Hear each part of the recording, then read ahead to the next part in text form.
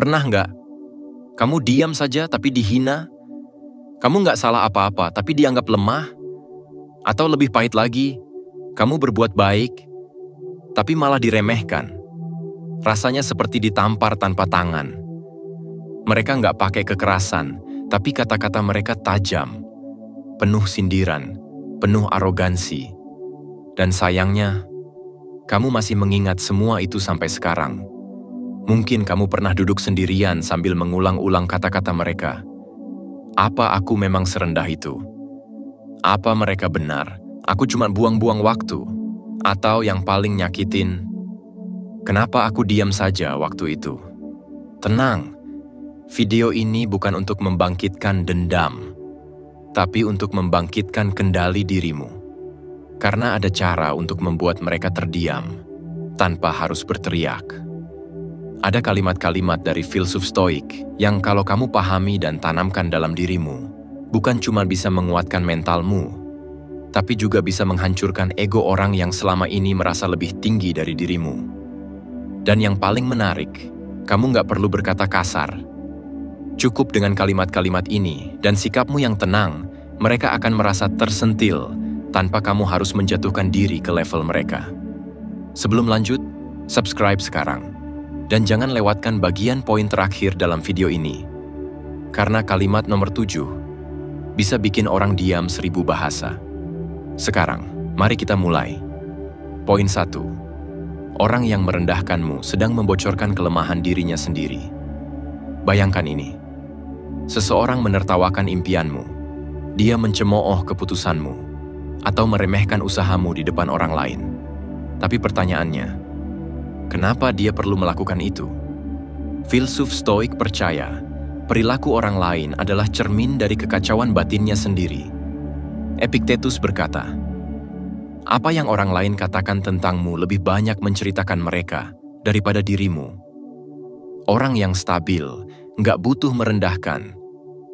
Orang yang punya harga diri sejati nggak sibuk menjatuhkan harga diri orang lain.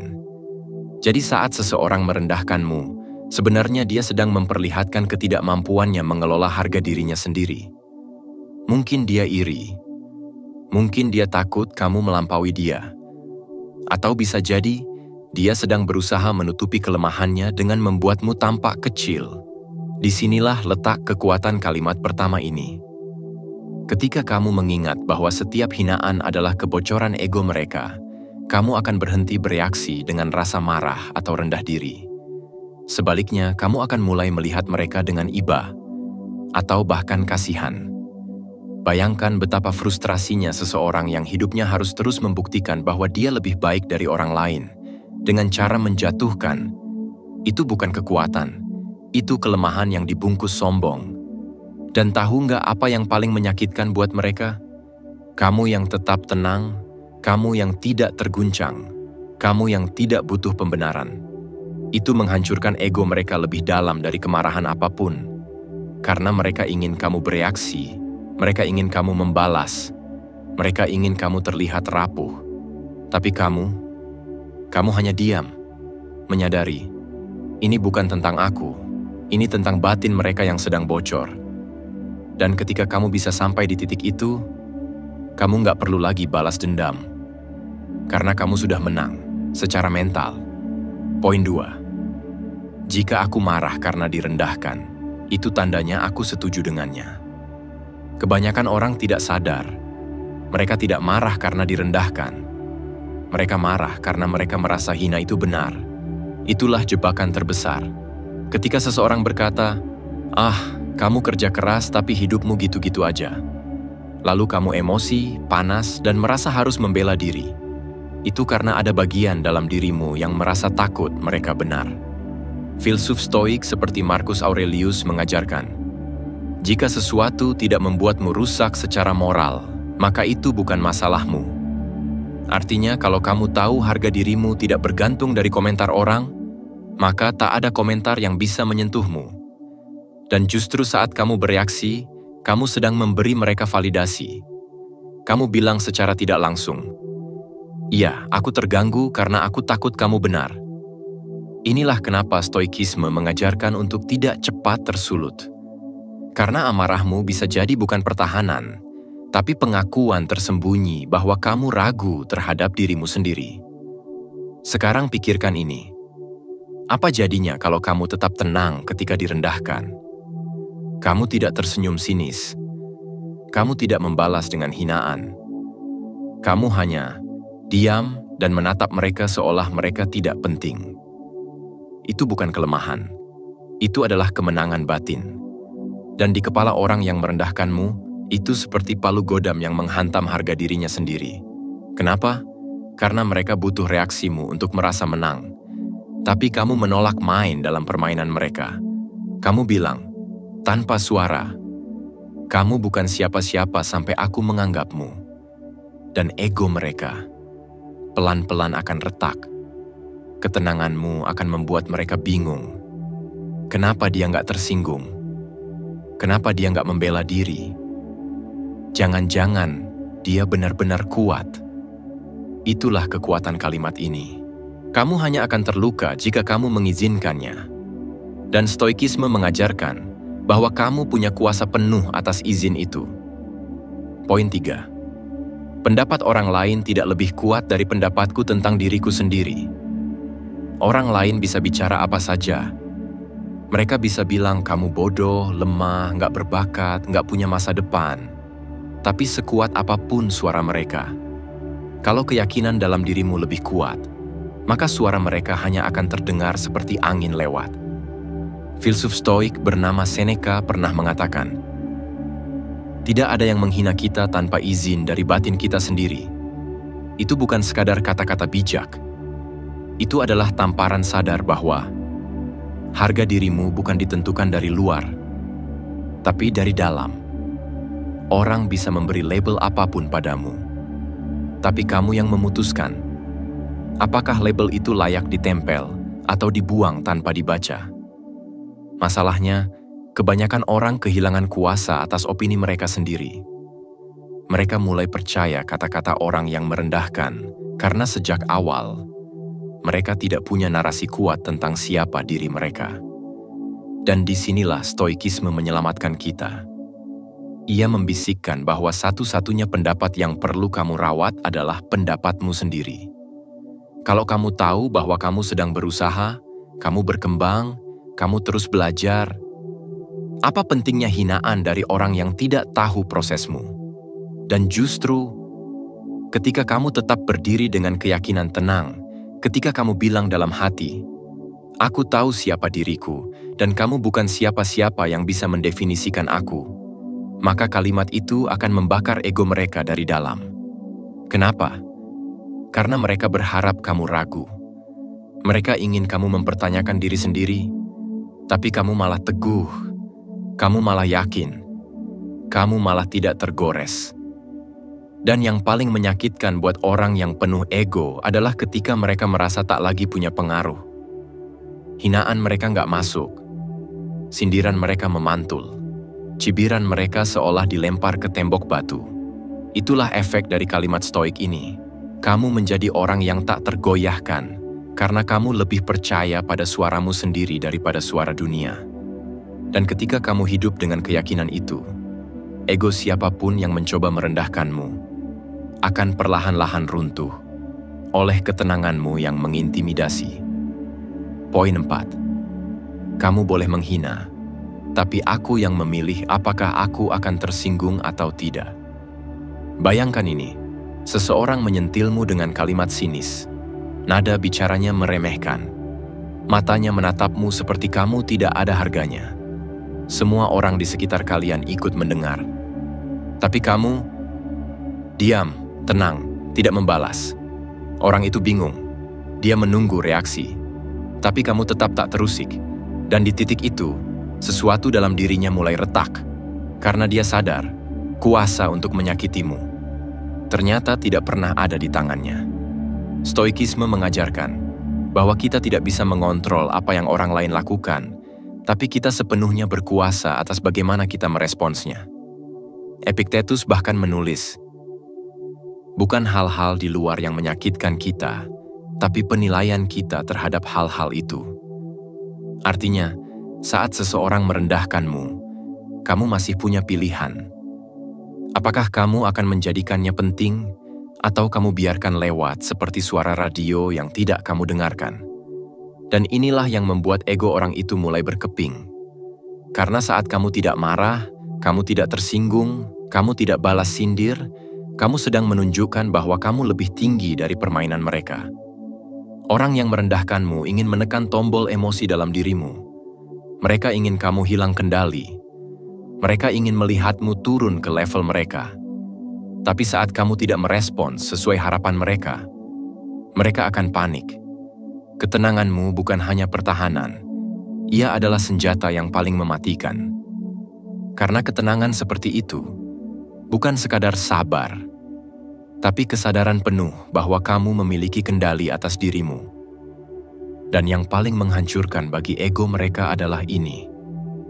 Kamu tidak hanya tidak marah, kamu bahkan tidak tertarik untuk terluka. Kamu tidak menganggap kata-kata mereka cukup penting untuk mengganggu malammu. Kamu tahu, dirimu terlalu berharga untuk diseret ke bawah oleh suara yang bahkan tidak kamu hormati. Itulah seni tertinggi dalam stoikisme, menjadi tuan atas emosimu sendiri. Bukan karena kamu takut marah, tapi karena kamu sadar amarahmu terlalu mahal untuk diboroskan pada orang yang tak layak. Poin 5. Kamu hanya bisa merendahkan orang yang butuh pengakuan darimu. Sayangnya, aku tidak. Ini salah satu senjata paling menusuk. Tapi tidak diucapkan dengan nada tinggi, tidak juga dilontarkan dengan marah. Justru ketika disampaikan dengan ketenangan penuh kesadaran, kalimat ini menjadi seperti belati tajam yang menusuk langsung ke jantung ego mereka. Kamu tahu apa yang sebenarnya membuat orang yang suka merendahkan orang lain begitu dominan? Karena mereka terbiasa merasa di atas. Mereka haus kekaguman.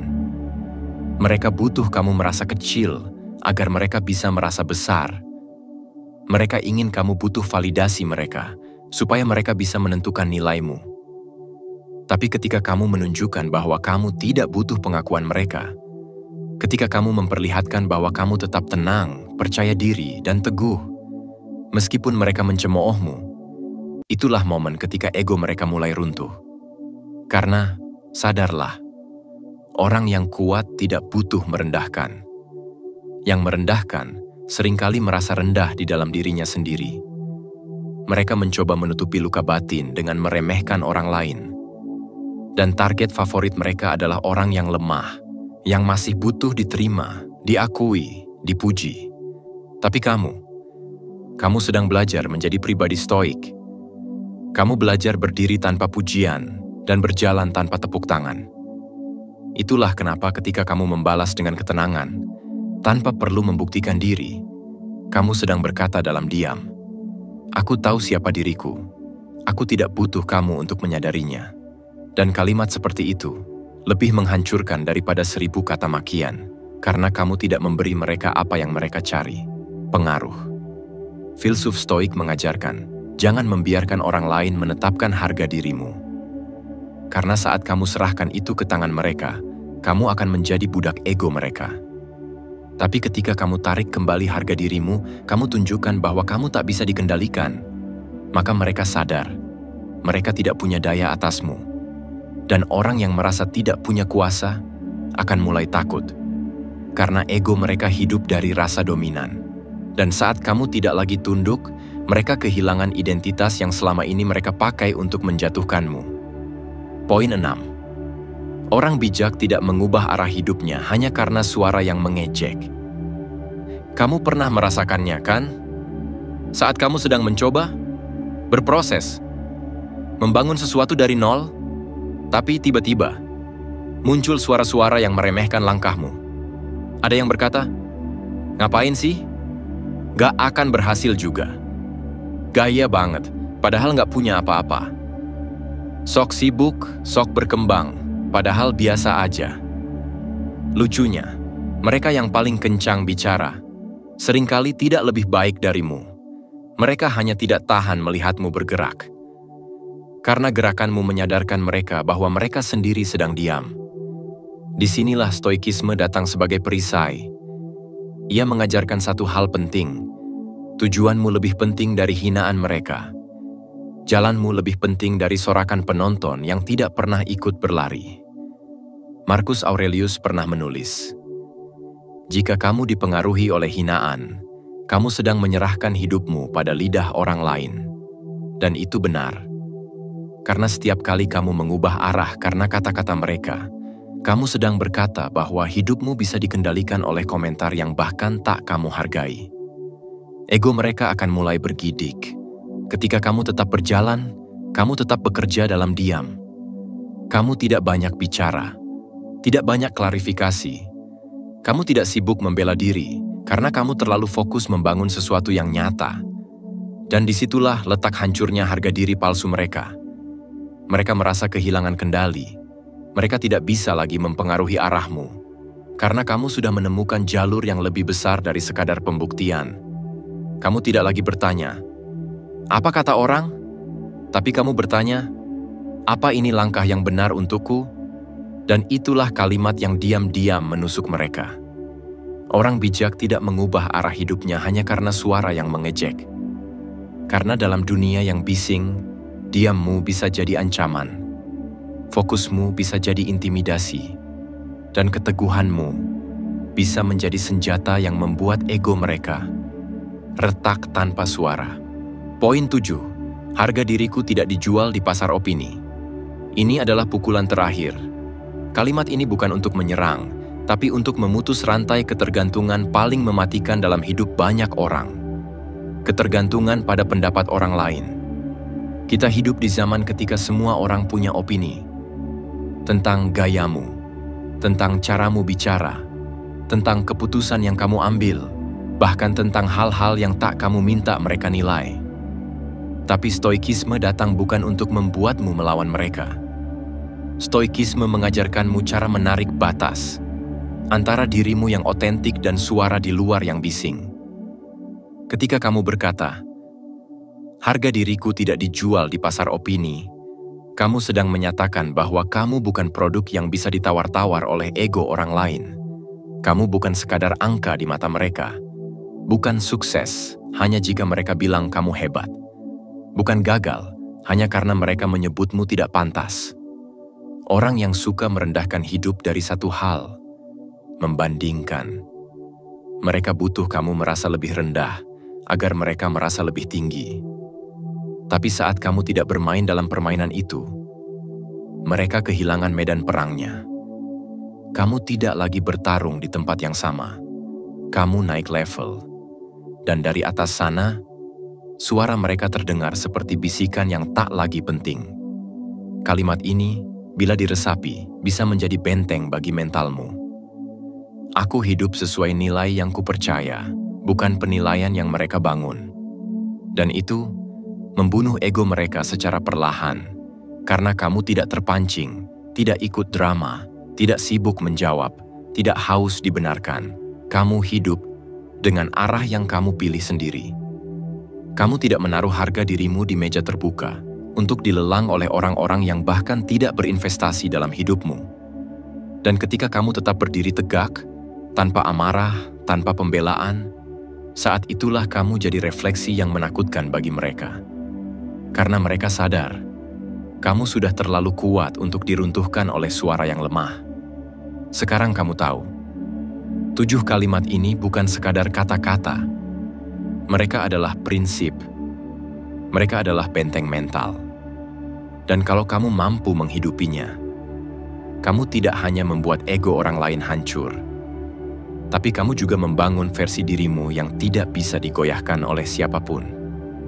Dan mungkin mereka akan terus mencoba merendahkan. Tapi setiap kali kamu membalas dengan ketenangan, kesadaran, dan arah hidup yang teguh, mereka akan menyadari satu hal. Orang yang tidak bisa dikendalikan dengan hinaan adalah orang yang paling menakutkan bagi mereka. Kamu tidak perlu membalas dengan suara, karena perjalananmu sendiri akan menjadi suara paling lantang, dan diammu yang penuh kendali akan menjadi gema yang terus mereka dengar. Bahkan ketika kamu sudah jauh meninggalkan mereka. Kalau konten ini membuat kamu berpikir lebih dalam tentang harga dirimu, tentang siapa yang layak kamu dengarkan, dan bagaimana menjadi kuat tanpa harus membalas dendam? Jangan lupa klik tombol subscribe, karena di channel ini kita tidak hanya belajar cara membalas, tapi cara menjadi pribadi yang terlalu tinggi untuk dijatuhkan. Sampai jumpa di video berikutnya.